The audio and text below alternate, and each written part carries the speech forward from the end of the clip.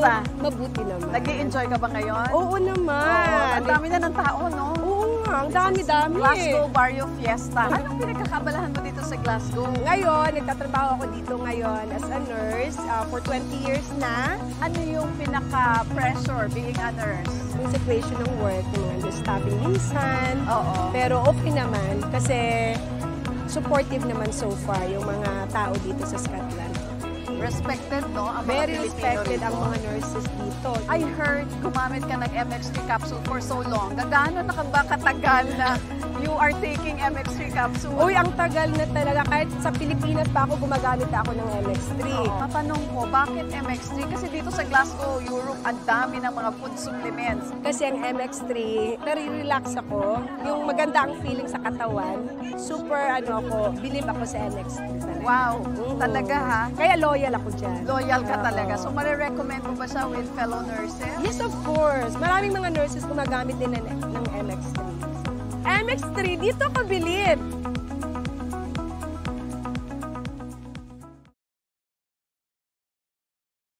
Kinig sa drama ni Jimbo at Sheena. Pag-usapan ang problema ng pamilya. Pwedeng magjowa, pwedeng mag-asawa. Malungkot, masaya, halika dito ka. Tatamayan ka namin, sabihin mo sa amin. Kami na ang bahala, pag-usapan yan natin. Masusolusyonan natin problema mo. Kaya sabihin mo sa amin ang lahat, ano ang drama mo.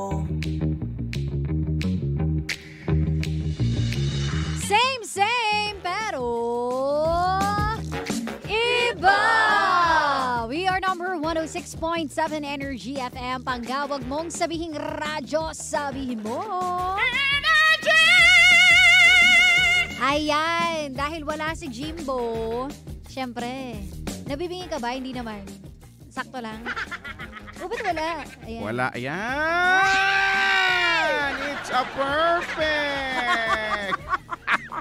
So, It's a perfect. wala na naman ang ating mabuting kaibigan na Wala. itago natin sa pangalang Jimbo. Yes, wala yung perfect. Wala yung perfect pag-usapan. So, andito na naman tayo sa portion na let's talk about Jimbo! Jimbo! naman si Jimbo. Pero Oo. natural naman mapupunta sa kanya yung usapan. Lagi so, naman. Wag na muna. Oo, hintayin na lang natin umabot doon. Oo, hintayin natin umabot doon. Nakakaloka. Dumako muna tayo sa kung ano ang drama ngayong Yes. gabi or hapon pala na ito. Eto na yung drama. Ano yung drama daw? natin ang seryoso. Ano daw? So, ang nangyari kasi, lagi raw nagpapatago ng susi itong si kapitbahay. Ngayon, Okay. nasanay na siya na lagi, pakiiwan muna yung susi sa inyo. Tapos, kukunin ng anak niya. Okay. Hanggang sa nakasanayan nila, lagi iniiwan yung susi. Hanggang sa nagkaroon ng aberya. Ayan na. Ngayon, itong si kapitbahay, sinasabi. Kami din mahilig. Okay, sige. Ayan. Pili ko makaka-relate tayo dito Okay, oh. Hanggang sa sinabi, pakihintay pwede yung anak ko. May gala sila. Ngayon, nagalit na ito na. Yung nagpapaantay. Yung nagpapaantay, yung nagpapatago ng susi. Ayan. So sabi niya, baka pwedeng pakihintay naman yung anak ko kasi kukunin yung susi. May May aalis sila. lakad. So ngayon, napurnada pa yung alis. Hanggang sa nakagawian na, nakasanayan lagi, sila na yung naaabala. Sila yung nag-a-adjust. Yes. So ngayon, ang inaano niya rito, Eh, paano natin i-end daw yung ganung klaseng pakikisama? Nakakahiya naman daw dahil matanda na and family friend. Ay, naku, yan na nga yung sinasabi ko Yung mga nagpapatago ng susi. Kasi kami din, sanay kaming ganyan dahil yung kapitbahay namin, Oh. yung kahingian namin ng kanin pag nauubusan and vice Yes. versa, yung kabigayan namin ng pancit, spaghetti, Oo, pag may and birthday, salad ganyan. and all. Oo. Doon kami nasanay na nagpapaiwan. Pero Oo. totoo naman nga na may mga pagkakataon, syempre may lakad din sila, no? Oo. Kasi paano mo naman malalaman? Tatanungin mo muna, ganyan. Oh, may lakad ba kayo? Patago paiwan sana ng ng susi. At saka ako, halimbawa, yung kapitbahay namin, pag may deliver, Oo. Shopee, Lazada, Temu, whatever, pag sabi ko, ang instruction ko, pag walang tao sa bahay, Oo. Sa kanila dadalhin. Doon mo, alam na nila. Okay. Wala naman. Kasi nga, nakagawian nyo na palagi, di ba? Oo. So yun, okay lang. Ang nagkakataon lang, paano pag wala ding tao sa tindahan? Yun, oo. Doon siguro nagkakaroon Wala ng... naman kaming ibang kapitbahay na kumaga nakaset na doon Oo. parang sila na yung pinaka-close, ganyan. Pero yung sa inyo kasi, okay naman yung pagsasama ninyo eh. Okay Tsaka naman. alam naman nila na ganun talaga yung Oo. kinagawian ninyo. Itong nag-send, ganun din naman eh. Kaya Oo. lang, dumating na sa punto na apektado na yung personal na mga buhay. Kasi nga may mga nagkataon, di ba? Oo, nagkataon. Ngayon siguro, feeling ko, baka mamaya yung pagkakasabi pakiintay naman yung pautos siguro yung dating. Or baka nagkataon lang din na hassle na tong kabila na may lakad nga sila tapos biglang... Alam mo, ang work around dyan, yung Communication usual, pa din. yung hindi, tsaka yung usual na ano bang ginagawa natin, di ba? Itinatago sa kung saan. Oo. Ngayon, sinasanay na namin na instead na iniiwan sa kabilang bahay, nito lang, recently lang, doon na lang sa may, syempre di ko na sasabihin. Oo, wag mo sabihin. Iiwan somewhere, di ba? Iiwan somewhere sa, di ba, magbungkal ka ng 6 feet sa ilalim ng lupa na andun yung... 6 feet. andun yung susi. May fishing rod ka, no? Bago mo makuha yung Di ba, susi. hindi, pero usual naman to sa atin, di ba? Totoo. So, parang instead na makaabala ka nga naman, ilagay nyo na lang somewhere na pwedeng kayo lang ang makaisip na doon pala siya nakalagay or ano. Madalas nga yung nagiging problema. Kami rin guilty ako dyan. Kasi nga, di ba, kami, apartment. So, Saan ang ninyo nangyari, may parcel. Wala naman kami masyadong nakakausap doon. Kaya nga. Actually, Nakakahiya. totoo. So, syempre, minsan sila yung nagbubukas, sila yung magre-receive ng parcel. Tapos may mag-PM na lang yung namin na. Paano ko yung pinadeliver mo? Yun nga. Paano ko pag pinadeliver mo kakaiba. Buti na lang discreet. Estoy. Kunyari Estoy. Kahit naka-discreet packaging, nakahulma. Nakakahiya. Tapos bigla nag-vibrate. Ano to? Binibiling ko ilagay sa box. So yun, nakakahiya. Siguro 3 beses na sa akin nangyari yun. Kasi hindi sila nag-abiso na darating na po yung rider or ganyan. At saka minsan di mo alam kung kailan talaga eh. Yun nga. Pero fault ko pa rin naman talaga. Dahil wala nga tao dun di ba? Nakakahiya. So wala akong magawa. Di piniem ko na lang yung kapitbahay namin na pasensya na po. Ganyan. Kasi ano ba to? COD? Hindi naman COD. Basta Magre-receive lang. Magre-receive. Kaso syempre, abala pa Nakakahiya din. pa rin, Oo. Minsan Hindi turbo. Alam mo yung mabibigat. Yung mga in-order mo, hollow blocks, So syempre nakakahiya. pang-plancha na may stand na malaki. Eto pa si John Remel pa yung asawa ko. Alam mo naman, Oh. ang salita no napaka-konti. Konti lang, bilang lang. Eto ka, nag-try siya mag-COD. Wala kami. Umorder ng karne. Inutusan niya yung kapitbahay. Pwede pakibayaran muna. Parang ako, lambingan mo naman, nakakahiya ka. Tapos pagdating namin doon, ito yung bayad sa Tapos parang wala man lang, ito po yung walang amor. Parang utang na loob pa nung Totoo, nakakaya. Tinanong ko tuloy siya, close ba kayo? Sabi niya, hindi. Ngayon ko nga lang siya nakausap. Nakakaya. yung asawa mo pag hindi mo kilala, ganun. Totoo, nakakahiya. Feeling ko, kung hindi ko kilala yan, hamunin ko na suntukan Di yan. ba? Kaya wag na tayong gagawa ng mga ikakaabala ng kapitbahay natin. Di ba? Nakakahiya. Oo. Oo. Pero ito, kung balikan natin yan, walang tanging paraan kundi sasabihin talaga na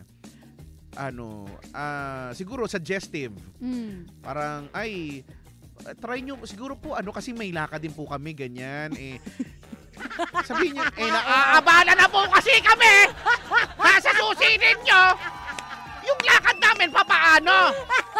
So baka po pwedeng ilagay nyo na lang sa paso o kaya Nakakatakot, feeling ko ganyan na lang yung tono. Pag ako siguro pag ako yung naabala, anong pakiramdam ng convenience na sa inyong lahat? Ha? Susi ba namin yan? Nagbabayad ba kayo convenience fee? Storage fee? Pero pag si Jimbo yan. Pag si Jim yan, paano Jimbo. kaya? Nako, hindi. Nangaabala yun ng kapitbahay. Kahit naman hindi siya mang-abala, nakakaabala talaga. Tapos pag nakaabala siya, Jim, baka naman sabi nun, ay, hindi, sorry, pasensya na ako. Magmamurmur na naman siya dun sa gilid. Hindi, kasi, Hindi, sorry, pasensya na. Tapos magsa-sad boy. Magsa-sad boy, oo. Ganyan yan si Jimbo eh. Diba? Kaya yung mga kapitbahay niyan, ayaw na eh. Kaya, ewan ko ba, may kapitbahay pa ba to si Jim? Wala na. Parang nung nandun si Toby sa kanila, no? Akala nung kapitbahay si Toby yung may-ari ng bahay nila. Akala niya, inutusan lang si Jim magtapo ng garbage. Sabi ni Jimbo, ito naman si Toby, mas mukha pa may-ari ng bahay kaysa sa akin eh. Masyado niya naman inaano na naman si Jim. Hinahamak niyo yun pag kayo binili yung pagkatao niyo nun. Ito kasi, Yari kaya si talaga Jimbo kayo. simula nun, di na siya nag-invite sa bahay nila. Kaya pala never kong nakita yung bahay nila. Oo, maganda bahay nila, Jim. Samantalang sa inyo, nakatulog na ako ng Diba? ilang beses. Ang syaala ng bahay nila, parang hindi siya yung nakatira. Nakapunta ka na. Alam mo, Oo. di totoo nga to. Hindi ko alam kung ano yung itsura ng bahay nila, Jim. Maganda, social yung bahay niya. Kasi pagka nagyayayaan, never niyang inoffer na sa bahay nila, di ba? Yes, yun na yung first and last. Kasi nga, lumabas si Toby, nagbukas ng gate. Akala ng mga kapitbahay, siya yung Ay. tunay na may-ari. Alam ko na next time yayain natin. Totoo. Mag-iya tayo sa bahay nila. Kailangan Jimbo. Sa kanila, di ba? Tas, Oo. Tapos pag malaki nga na siya yung may-ari ng bahay. Hindi, iniisip ko, ano yung galawan ni Jim pag nasa bahay niya? Oo, ay, oo. Kasi di ba minsan may iba tayong galaw kapag Oo. nasa bahay tayo. Uy, ano gusto nyo? Ganyan kaya siya? Maasikaso kaya siya? O Or, Di ba, hindi- uy, ikaw na bumili ng chicken. Oo. Kung sino? nandito ka na nga sa bahay namin eh. Nakikigamit ka na nga ng Oo, yan. elektrisidad dito eh. Si Jimbo pa, syempre, hindi yan pupunta or wala yang gagawin nang wala siyang makukuhang pera. Oo, nang wala siyang mahihita, di ba?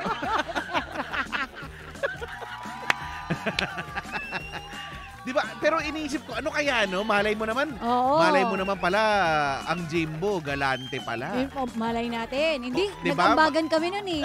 Sagot namin yung pagkain namin. Di ba? Minsan may, di ba, malay mo. Nagpunta Yung- kami, pinabili. Alam ko na, nagpaparinig pa yan. Pag malapit na sa bahay, Oo. pag may malapit na bilihan, magpaparinig, guys, wala kasi kami sa bahay kasi biglaan lang 'to. Oo. Gusto niyo bang bumili na lang? Yan. Mag-ambagan na lang tayo. Pero hindi siya mag-aambag. Sasabihin niya, sagot ko na nga yung bahay. Oo, ganyan. May tubig naman doon, malamig. So ako'y gusto kong malaman paano kaya talaga si Jimbo sa Kaya nga. buhay na ito ng Earth. So, ayun na nga. Mabalik tayo dun kay ate.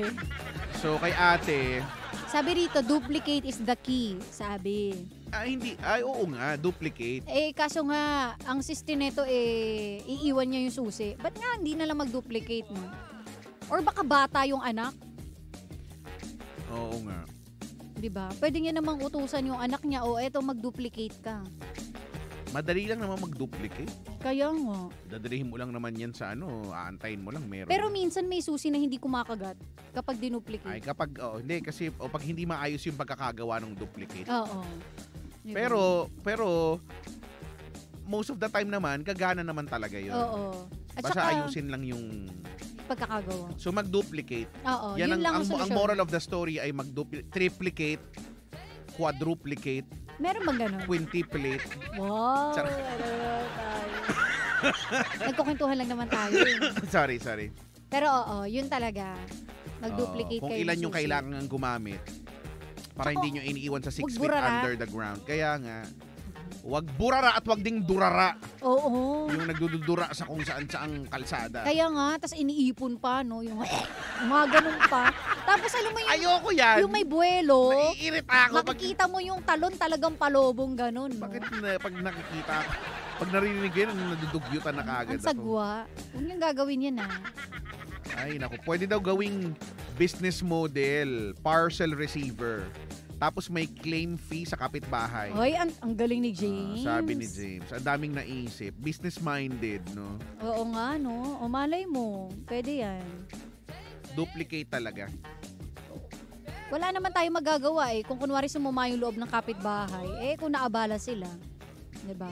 Para duplicate. lalo na para sa katulad sa amin na madaming tao sa bahay. So kumbaga pwedeng pag umalis hindi naman sabay-sabay, may kanya-kanyang lakad para kung sinong unang umuwi.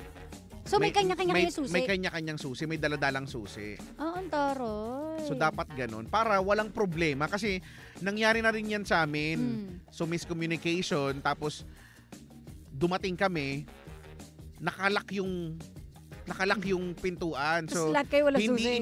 Hindi rin iniwan doon sa kapitbahay kasi nga sinasanay na nga na wag na mag-iwan. Oo. Ngayon walang duplicate for some reason. Hindi din dala yung merong duplicate, hindi dala. Ay sus. Tapos yung paano nag-iisang susi dala nung isa umalis. So kailangan naming antayin. Paano pag ihing-ihi ka na? Nakagano lang kayo sa labas, no? Diba? Paano pagka tinatawag ka na ng kalikasan at nakagano na? Cannot be. Gumuguhit na sa pundilyo. Ganun na Pundilyo. Aray ko. Diba? Oo nga. Paano? Cannot be. So tama nga yung sinasabi ng lahat dito. Ang Very moral, good kayo dyan. yes, ay duplicate, triplicate, Tama. quadruplicate, And, quintuplate. galing talaga ni Kuya Chico. Papaduplicate pa, tampalin mo na lang yung kapitbahay, sabi. Pwede rin kung gusto mo ng easy. Pwede naman yan. Gusto mo sa'yo namin unang gawin. Tapos ginawa nga, no? Rocky. Gusto mo? Si Tita Lori, ganyan eh. Hinugi Ay, yung buong oo gate. nga. Tanggal talaga yung gate kasi wala nang bumuka. Na-imagine ko. Yung tsahin kasi nito na sumalangit na Loretta ang As pangalan. in, grabe. Rinig lang ang lahat ng kapitbahay na nagwawala. Yung gate! Tapos nagmumura na siya. Ginanon niya yung gate. Iba yun eh. Papasang nanay ko yun eh. Si Tita Lori. yung pasensya, mas maikli pa sa pinakamaikli. Alam mo yung sa sobrang galit niya, nabuhat niya yung gate. Eh, bakal yun. Alam mo yung maliit? Nag-transform. Grabe, talagang naangat niya yung gate. Ayun, nabukas niya. Hindi effective. Iba yun si Tita Lori. Kasi Nakakamiss nasira, o diba? Pa-welding pa nako. siya.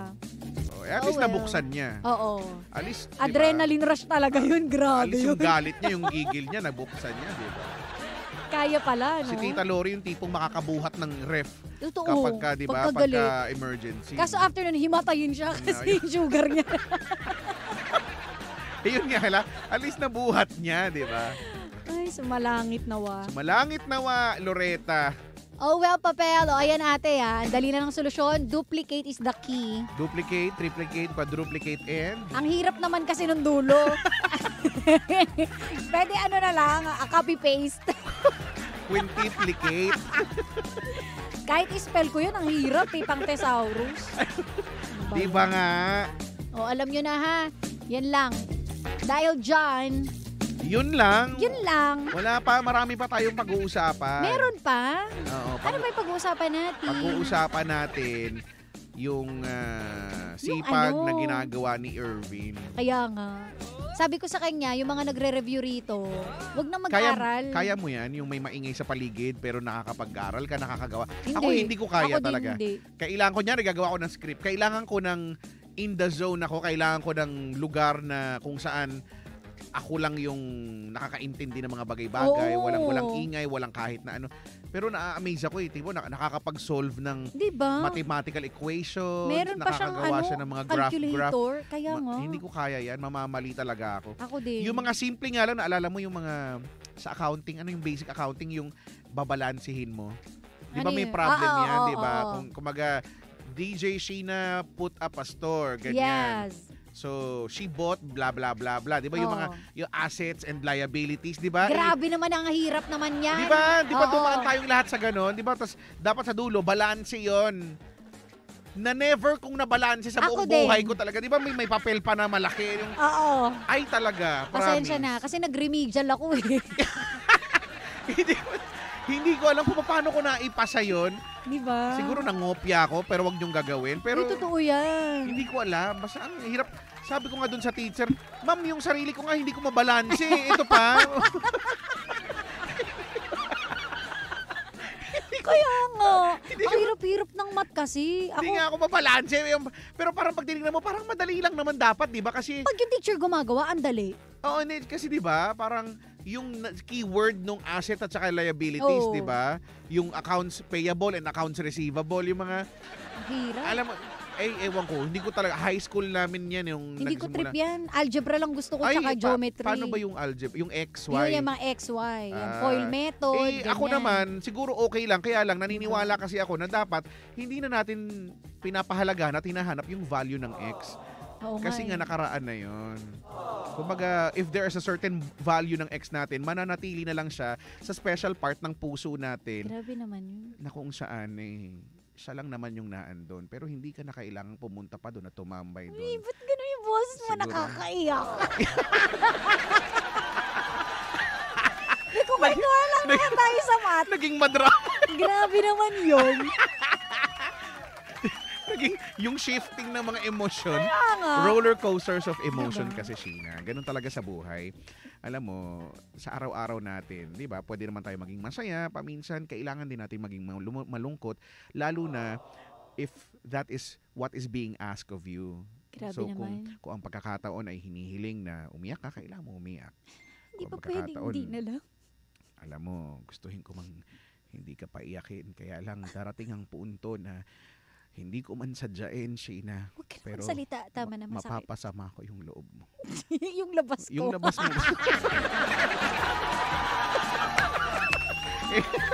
In fairness, it's a perfect. Natututo. Gusto mo bang pasamain ko din yung labas mo? Mamili ka kung ano yung pasasamain. Alam mo, magkakaroon na po ng school si Kuya Chico. Guys, mag-enroll na kayo. Matututunan nyo to. Ay, nako. Ay, tama na. Mag-oras ka na. Oras ka na. Ayan. Oras mo na. Oras! Ex daw ni Kapitan. Diba? Ang dami ko natututunan kay Kuya Chico. Sige na, bye! Ang baboy. O, dahil dyan, panibagong drama na naman ang hindi natin nasolusyonan pero ating napag-usapan. O, yung mga kulto dito ni Kuya Chico, mamaya na kayo. Ang masasabi lang natin ay, anong drama mo? Bukas i-share mo yung drama mo dahil wala na tayong oras ngayon. Susunod na The Monarch of Philippine Radio. Walang iba kundi si Kuya Chico. Kaya tutok lang mga pangga. Nakasama't nakapili ninyo nag-iisa ang pababot na si Sheena. Dito lang yan. Sa same pero iba. We are number 106.7 Energy FM. Pangga, huwag mong sabihin radyo. Sabihin mo Energy!